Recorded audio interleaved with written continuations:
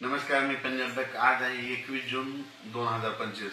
आजपासून परत एक शेतकऱ्याला अंदाज देणार आहे की राज्यामध्ये सध्या म्हणजे सर्वदूर असा पाऊस नाही, म्हणून हा अंदाज सर्व शेतकरी लक्षात येतात. फक्त राज्यात भाग बदलतच पडणार आहे. आणि तुम्हाला सांगू इच्छितो कोकणात म्हणजे ते कोकण पट्टीला मात्र सातारा, सांगली, सोलापूर, कोल्हापूर, पुणे त्या पट्टामध्ये त्या नाशिक पर्यंत त्या सरी राहणार आहेत, म्हणून हे लक्षात येतं. तिकडला पाऊस मध्ये चालूच राहील.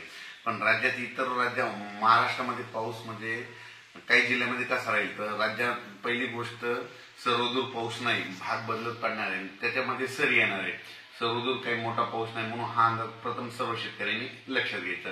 राज्यात सांगायचं झालं तर आता म्हणजे आज आहे 21 जून 22 आणि 23च्या दरम्यान तुम्हाला एक सांगतो की जळगाव जिल्ह्याकडं, त्याच्यानंतर संभाजीनगर, जालना जिल्हा, त्याच्यानंतर बुलढाणा जिल्हा घाटाच्या खाली, त्याच्यानंतर अकोला, त्याच्यानंतर अमरावती, वर्धा, भंडारा, त्याच्यानंतर यवतमाळ जिल्हा, वाशिम जिल्हा, हिंगोली जिल्हा, नांदेड जिल्हा या भागामध्ये सध्या म्हणजे 21, 22, 23च्या दरम्यान म्हणजे आज उद्या परवा सरी येणार आहे. म्हणजे रात्रीच्याला बऱ्याच ठिकाणी पाऊस पडेल, उद्या त्याला देखील थोडा येणार आहे, पण सर्वदूर पडणार नाही.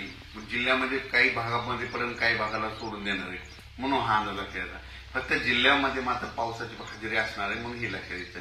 त्याच्यामध्ये सांगायचं झालं तर 23 जून 24 आणि 25च्या दरम्यान म्हणजे धाराशिव, लातूर जिल्ह्याकडे, त्याच्यानंतर परभणी जिल्ह्याकडे, त्याच्यानंतर नांदेड जिल्ह्याकडे या भागाकडे एक पाऊस असणार आहे. बीड जिल्ह्याकडे थोडाफार असणार आहे.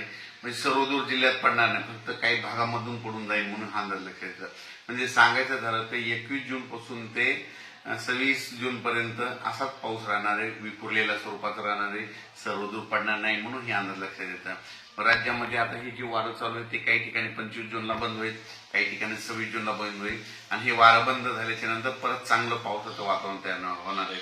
पण राज्यात मध्ये आता सर्वदूरचा एवढा पाऊस नाही. फक्त म्हणजे सांगायचं झालं तर कोकणात मध्ये सातारा जिल्हा, सांगली कडला काही भाग, त्याच्यानंतर पुणे, त्याच्यानंतर तसंच पुढं नाशिक पर्यंत, नाशिक पर्यंत ती पट्ट्यामध्ये कोकणाच्या कोकणपट्टीचा पट्टा